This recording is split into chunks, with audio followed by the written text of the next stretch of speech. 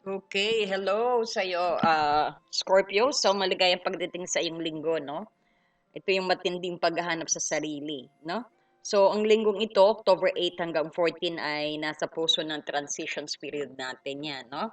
So, pero bago po tayo magsimula, mag-cleanse po muna tayo, no? I'm gonna cleanse your space din also. Yan.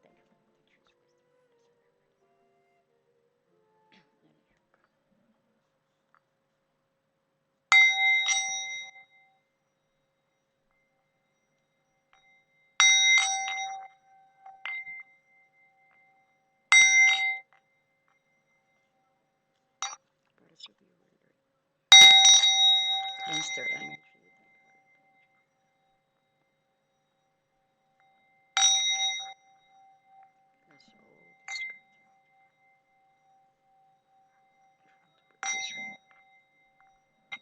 Ayan, talagang malinis na kayo dyan. Ayan po. So, lumalalim din ang emosyon nyo, no? Scorpio, and perfect timing para sa atin to. Dahil tayo ay magsisisid ng malalim sa iyong Celtic Cross spread. Ayan, so ang Celtic Cross ay isang powerful tool, no? Hindi ito yung nagpapakita ng mangyayari, pero inilalahad nito ang root and cause na pinagbulan ng iyong sitwasyon. So, pati ang challenge, ang mga humaharang, ang potential outcome, and etc. Pero bago po yan, no? Please don't forget to like and mag-subscribe na po kayo at mag-like na rin po. Ayan, bago tayo magsimula. Napakadali po yung gawin yan, no? Marami pong salamat. At syempre, bilang isang Scorpio, ang themes mo ngayon, linggo, ay tungkol sa transformations and letting go of rebirth. No? Meron bang isang bagay din na meron bang isang bagay na matagal mo nang tinatago o kinakapitan? So ngayon ang oras para makita kung ano ang need na bitawan mo, no? Para makita ang powerful growth. So tingnan natin kung ano ang nihanda ng universe para sa iyo, no? Mhm. Love na love ko to kahit duman-duma na siya. Since nag-start ako nag-YouTube 3 years ago. Ganyan pa rin siya. Pero matagal na po ako nagre-read, no? Sa YouTube, bago lang. Ayan. Panay live po ako, no? Kung nakikita nyo, nagla-live lang ako. Hindi po ako pala gawa ng video. Ayan. Hindi pa time sabi ng aking spirit guide. So, ngayon time na gumawa ako ng video. Ayan. Okay.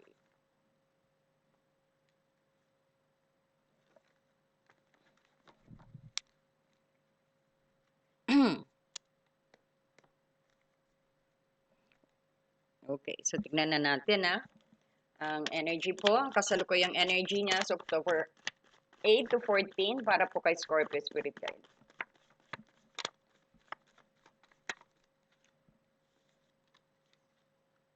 Talagang kanina, no, nakita niyo yung ano, talagang pag gusto niyang magpabasa, magpapabasa siya. Kung nakita niyo bumagsak na to kanina, then I shuffle. Talagang may message sa'yo ito. Ang current na sitwasyon mo. Medyo Page of Cups in reverse. Ang kanyang challenge, Spirit God.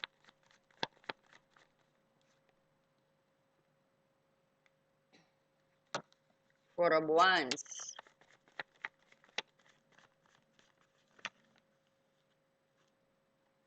Pundasyon, the world. You have everything, Scorpio. Happiness. No? Cycle na ano. Okay, Spirit Guide. Ang recent past niya, Spirit Guide. Recent past.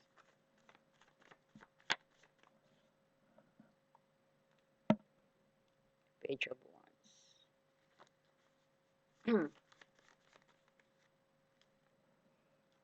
Resilience.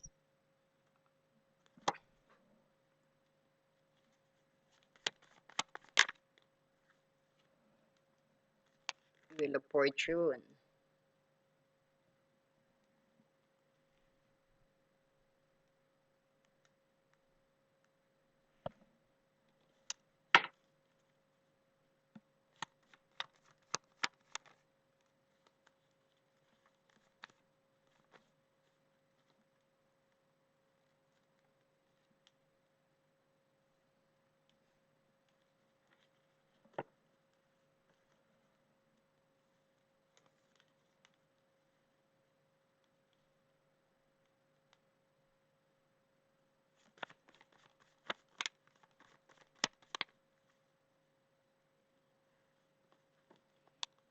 Eight of Pentacles.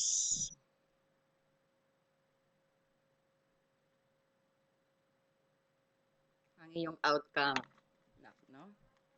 Then, kukuha na rin tayo ng iyong kung saan ka dapat mag-focus. Parang yan ang napipinto kong magandang ano, no? Saan po siya dapat mag-focus, Spirit Guide? Saan po siya dapat mag-focus?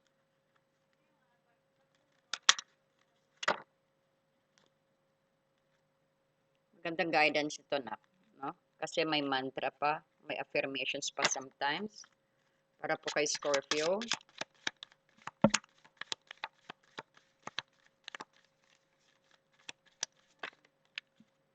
Are you willing? Di ba?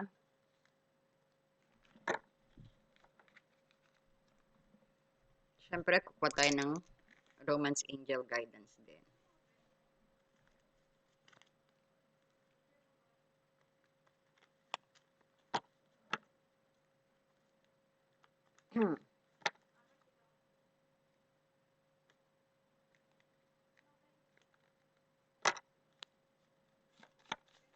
Guidance po sa kanyang pag-ibig, Spirit Guide. Ayan, codependency.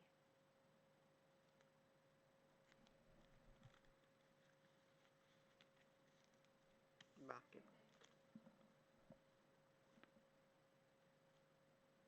So, okay na, no? Ito ang iyong Page of Cups in reverse. Kanina pa siya lumulusot, no? Kanina pa gusto magpabasa talaga. Yan ang current situation mo sa 1814, kasalukuyang energy.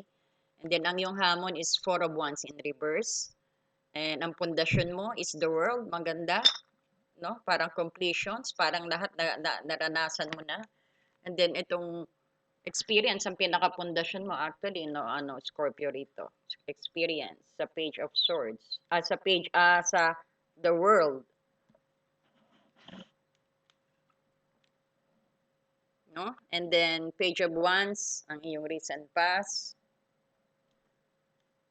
and then ay ang hopes at gusto mo sana ng nine of wands and then ang iyong immediate future is wheel of the year na naka-reverse. And then, kung ano ka, anong attitude mo, na sitwasyon mo, we have the Eight of Wands in reverse. No? Ayan. And then, ang strength mo, Scorpio, is kung ano yung tingin sa'yo ng nasa paligid mo, trabaho, pamilya, no? Kamag-anak. Ito ang strength, no? And then, ang hope and fear mo, dito, the High Priestess in reverse. And then we also have dito ang Eight of Pentacles, ang iyong outcome, no? And codependency, ang iyong romance angel guidance na nakaka-apekto daw sa iyong relationship. So titingnan natin karera at ang pag-ibig pag-ibig no.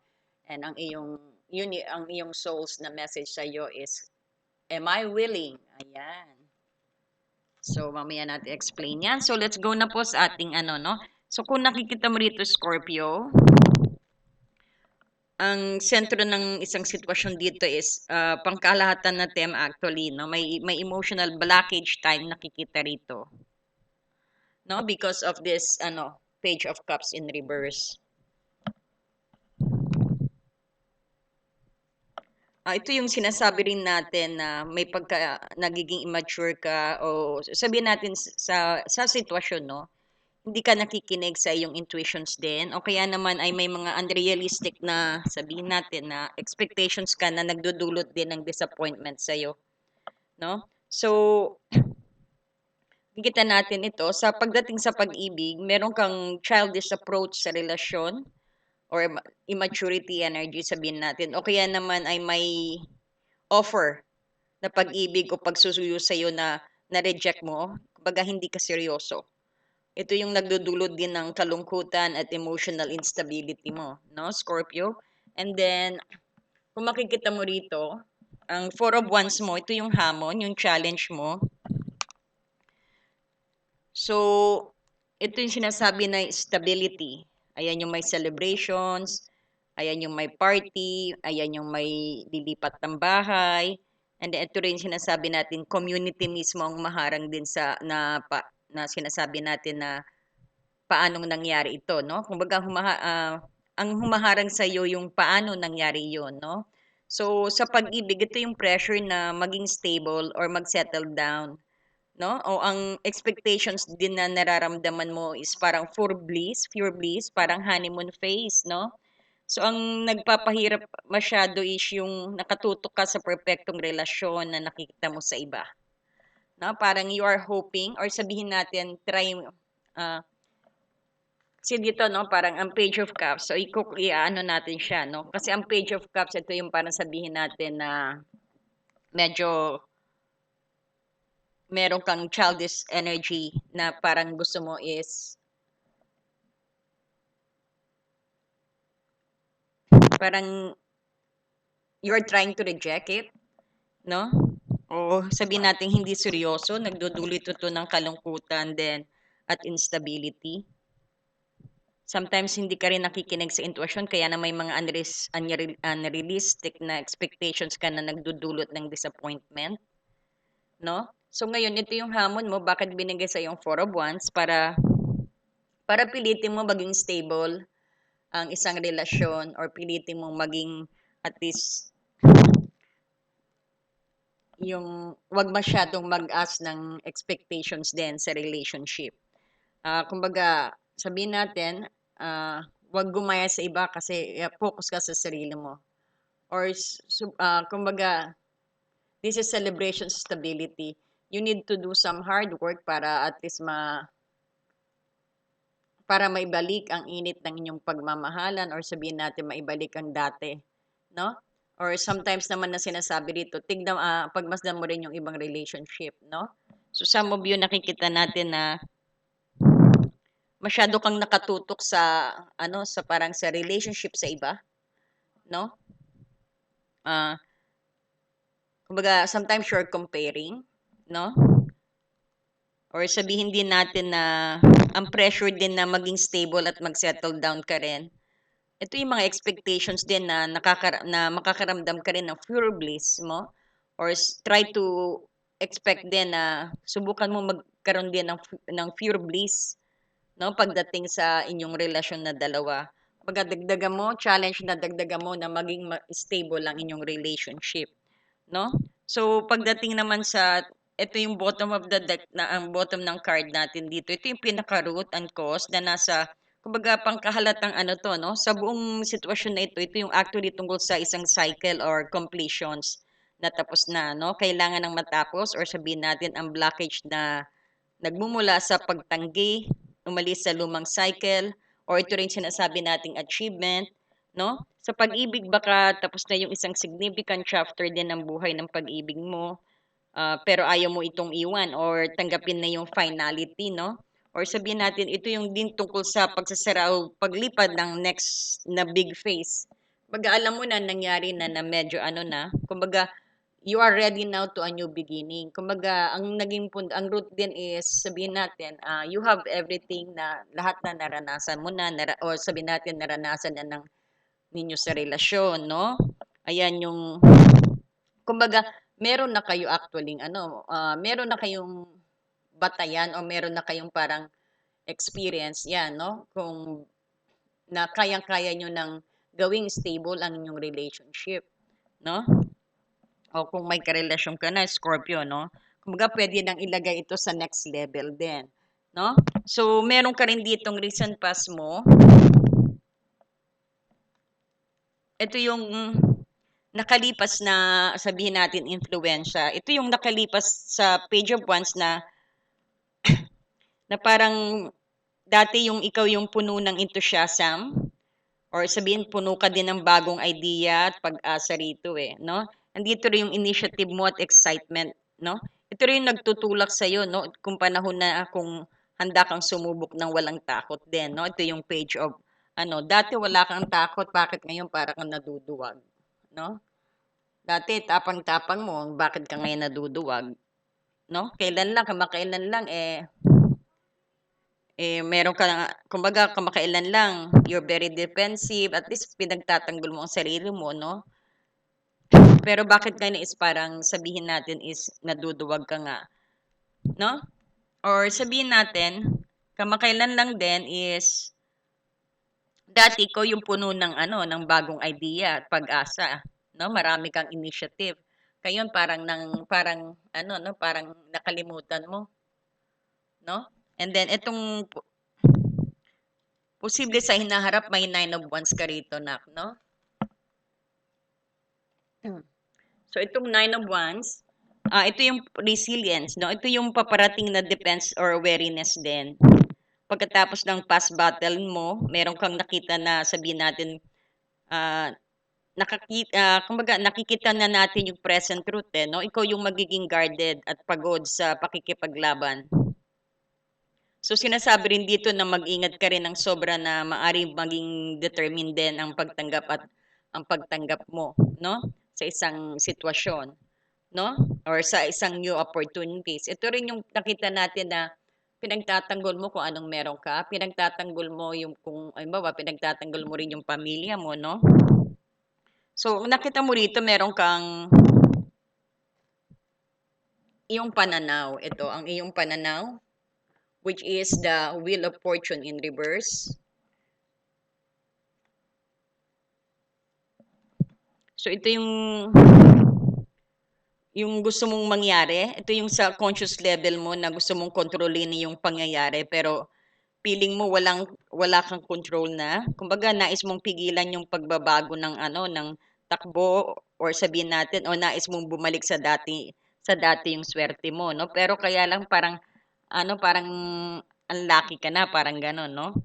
Kasi nga sabihin natin pagdating sa pag-ibig, parang alam mo kung kailangan mong baliktarin ang swerte o pattern. Pero consciously, pinipigilan mo ang natural flow ng faith mo, no?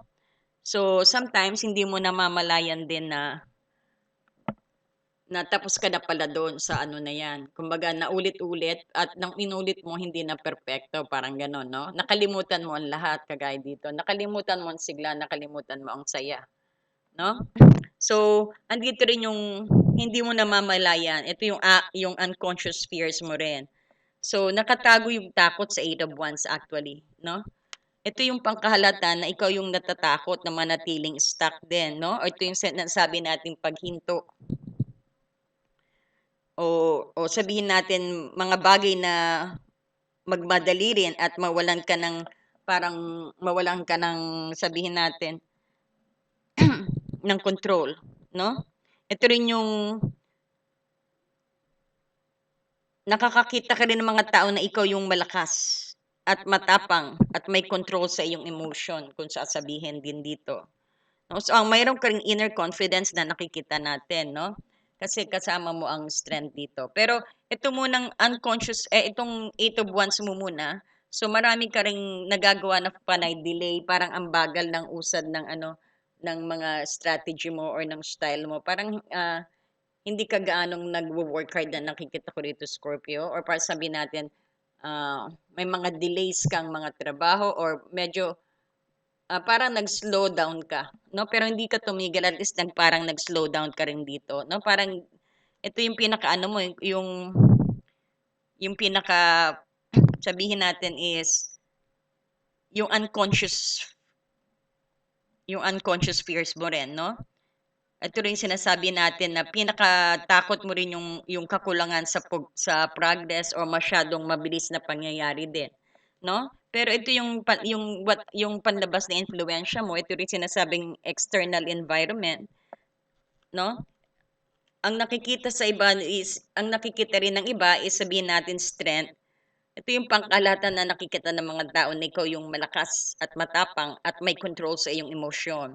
So ang inner confidence mo ay apparent, no? At nag-i-inspire ka ng calm at compassion din sa iba, no? Parang ini-inspire mo sila dahil sa mga pinapakita mo rin, na pinapakita mo andiyan dyan yung malakas ka, andiyan dyan yung very confident ka. Kaya lang medyo nga parang slow but calm naman pala pag pinagsama yung dalawa. Pero pag mabilis na ang sitwasyon pero parang hindi ka makaride, no? Kasi you are choosing dito na parang mag-slow down a little bit, no? Ah, pero sabihin natin andito you are head up. parang nakokontrol mo kasi yung the way na tingnan ka rin ng mga kapitbahay mo, ng kapaligiran mo, na you're a very strong persons, no? Na matapang, no? So, yun ang nakikita nila. So, ang hope and fears mo naman dito, ito yung pinakamatinding pag-asa at takot ng high priestess, no? Ang takot mo ay pagkawala rin ng iyong intuition or sa pagiging blinded sa katotohanan din, no? Sometimes hindi mo nakikita yung mga secret underlying motives din. Yung mga pag-asa mo ay parang parang yung paghahanap ng inner wisdom mo, ngunit natatakot ka ring harapin ang mga lihim na matutuklusan mo, no? So may kinatatakutan ka rin. Yan din, yan parang yan ang hopes and fear mo. Gusto mong makita pero pag tingin mong ano, natatakot ka rin makita. Ikaw ang unang tatakbo, sabihin natin, no? So ito yung outcome na nakikita natin, which is Eight of Pentacles. Kung nakikita mo dito, ito yung pangkalahatan. Ang ultimate outcome actually is hard work. Parang minamaster mo. At this is din yung parang nakikita natin, you're very committed, no? Kumbaga, hindi magmumula sa wheel of fortune ang ang pagbabago mo, no? Kundi dito sa world. Ito. Kasi ang wheel for fortune mo is reverse, no? And so, kumbaga, sa dati nang nangyari, or sabihin natin, dito magmumula ang mga magics, everything. Hindi sa wheel of fortune in reverse, kundi dito sa world, sa experience mo, no? Ito yung, kundi rin sa pagsisika, pag-aaral, or sabihin natin, pagperpekto ng mga craft or skill mo dito, no? Kasi nakita mo dito, you are mastering something dito rin, no? Sabihin natin, minamaster mo at pinag-iigihan mo rin yung sa relationship skill mo, no? Maging ito man career or sabihin natin sa relationship, no? Ito rin yung pakikipag-usap at pagiging partner mo. Na parang you are dedicate na gusto mong kausapin din ng partner mo ng maayos at dedicated, no? Kumbaga ito yung gusto mo rin gumawa ng practical action at talagang ano, no, sinesearch mo kung paano. Nakikita na Scorpio parang you are searching of something dito na or you're searching for investigation, you're investigating something here, no, para sa ikauunlad, no, for the positive outcome na nakikita natin. Parang minamaster mo kung paano ba, no? Pero pag nakita mo naman, natatakot ka. Parang ayaw mong makitang katotohanan din dito, no? Pero ang very dedicated ka at nakita natin is gumagawa ka ng practical na aksyon. So ang pinaka-magic mo hindi dito sa Wheel of Fortune, no? Kasi this is ano eh, sabi natin, this is reverse. Ang pinaka-magic mo is nagmula pa noon, meron ka na noon, itong experience mo. No? Or sabihin natin, yung experience mo rin sa pag-ibig. No? So kung kailangan, ang nakikita ko rito is kailangan mong bitawan ang lumang cycle. No? Or sabihin natin, because the world is nandito, at ang mga takot mo is walang patutunguhan, no? So ang susi ay ang huminto ka at pagiging dependent mo, no? Kumbaga ang labas ng validations ay ituon ang iyong energy sa pagbuo ng sarili, no? Na at sometimes makinig ka rin sa intuitions mo, no? And then kung nakikita mo rin dito is sa career naman,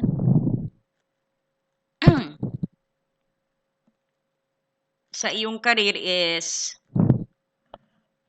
parang merong ano, may extra na tao sa iyong career na medyo nababothered ka, no?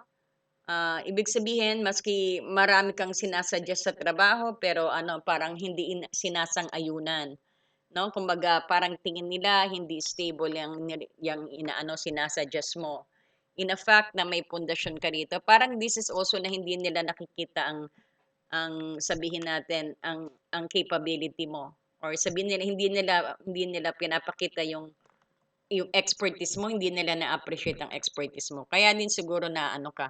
So, medyo ang energy mo sa trabaho is medyo sabihin natin may pagka-immature, medyo sabihin natin ah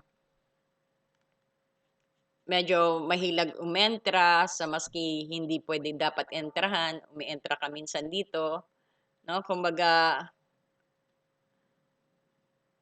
sometimes pag meron kang dapat kausapin, minsan nadadagdagan, no? Parang gano'n. So, nakikita din natin is medyo immature the way you see the work or yung career mo, no?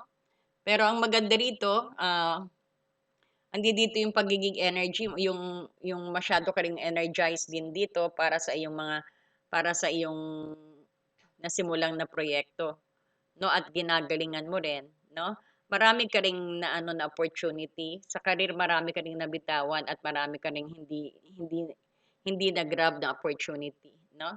Ibig sabihin, medyo nakaligtaan mo rin ang iyong opportunity na sinasabi dito. So sana mag-ano ka ng focus na ayun, maraming dumating na opportunity sa iyo kaya lang parang napakabilis, no? Kaya nakaligtaan mo, hindi mo na-grab lahat. So ito rin may nakikita tayo kung may inaabangan ka mga sulat, padala or sabihin natin medyo may delay tayong nakikita rito because the Eight of Wands is reverse.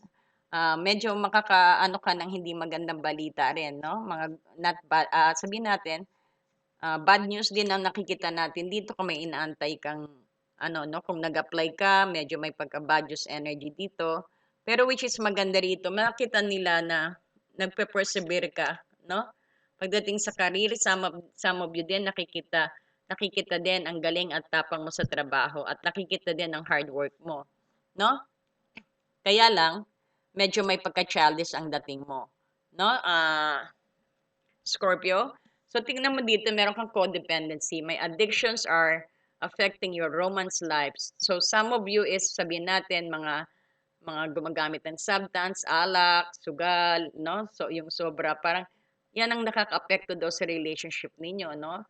Ang codependency, sabihin natin yung medyo yung mga hindi yung mga getting extreme, no? Parang yan daw nagsisimula, no? Nagpapabigat at nagkakaroon ng blockage sa inyong career, no? So ayan kung maiwasan mo magsigarilyo, mag-ano daw, yan daw ang parang nakakaapekto sa pag-ibig niyo sa relationship ninyo, no? Kumbaga uwi ka, lagi kang lasing, no?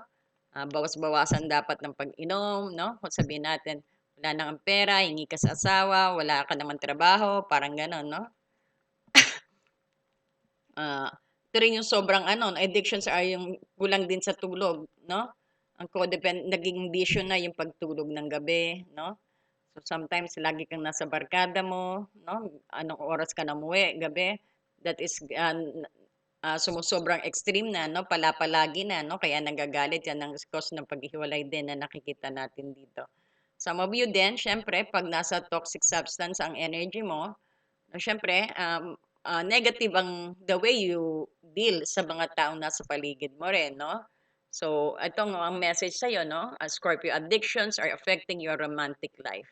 Or sabihin natin, ayan, masyado kang nagsusugal, ayan, masyado kang, yung lahat ng sobra, no? Yan daw ang nakaka-epekto sa inyong love life. And then meron ka rin, am I willing? Itong sabi ng gusto mong tanungin ng iyong gustong tanungin ng iyong spirit, no?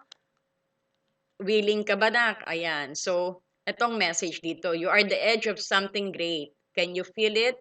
Yes, there is a risk, uncertainty, and imperfections ahead.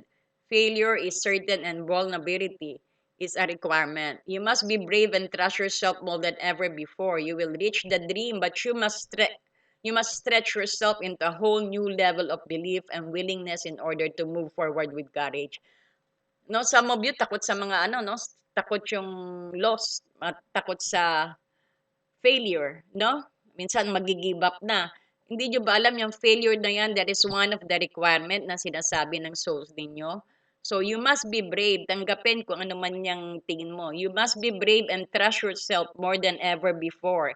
Kumbaga yung mistake na yan or yung failure na yan, kumbaga serve as a teacher or sabihin natin, isang requirement yan, no? Para sa iyong tagumpay, no? Wag mong ikatakot kung magkamali. Ang hindi maganda is yung titigil ka, no? Kahit sa aspeto ng relasyon or pag-ibig o sa karera, no? So that is one of the requirement na sinasabi rito. At you must be brave and trust yourself more than ever before. You will reach the dream dahil makukuha mo yung dream mo, no? But you must stretch yourself. Kailangan maging adaptable ka, no? And para sa whole new level, para sa pag-upgrade mo, no? At hindi lang mag-upgrade pati mind mo, lahat spirit mo, no? Pati mong abundance mo, lahat mag-upgrade. But as soon as you're willing, no? In order for you to move on. Pag tingin mo failure na yan, go out ka na diyan. Okay, sige, that's one of just my mistake, no? So ayan, and then acceptance, no? And then after niyan, it's easy for you to move on, no? Ayan na, next na baitang na uli. Parang ganun po, no? Basta wag niyo pong indahin yung pagkakamali, no? Dahil requirements yan sa inyong tagumpay. So be brave, follow your heart compass, and lift the lead on your own dreams dahil makakarating ka rin at marireach mo rin ang yung goal, no? So today, sabihin nyo po, it's possible, no? Ayan, ulit-ulitin nyo lang po ito. Sabihin nyo, it's possible, no? You are on the edge of something great already, ne? Hindi mo ba nararamdaman? Yan ang sabi. Kaya kung bakit din ikaw, ayan, kasi tapos ka na, oh. And the world is ang pinaka-root na. You're full of experiences and you are supported by the by the four elements dito, no? Pag sinabing the world, lahat kumpleto, tapos na ang cycle ng ano mo. Kumbaga, ulit ka na lang uli, mag-upgrade ka na, no? Yan ang sabi. So, napakaganda ng iyong energy dito. Kaya lang, talagang may challenge din na marami ka ring hindi na ano, no, hindi na grab na opportunity. No? So, magiging magic mo, ang magagamit mo is yung dati mo ng experience, no? Pag sa relasyon, yung dati nyong gawa, ibalik mo, no? Medyo may pagka-immature energy tayo na nakikita dito sa Page of Cups in reverse, no? So, siguro grow a little bit, no?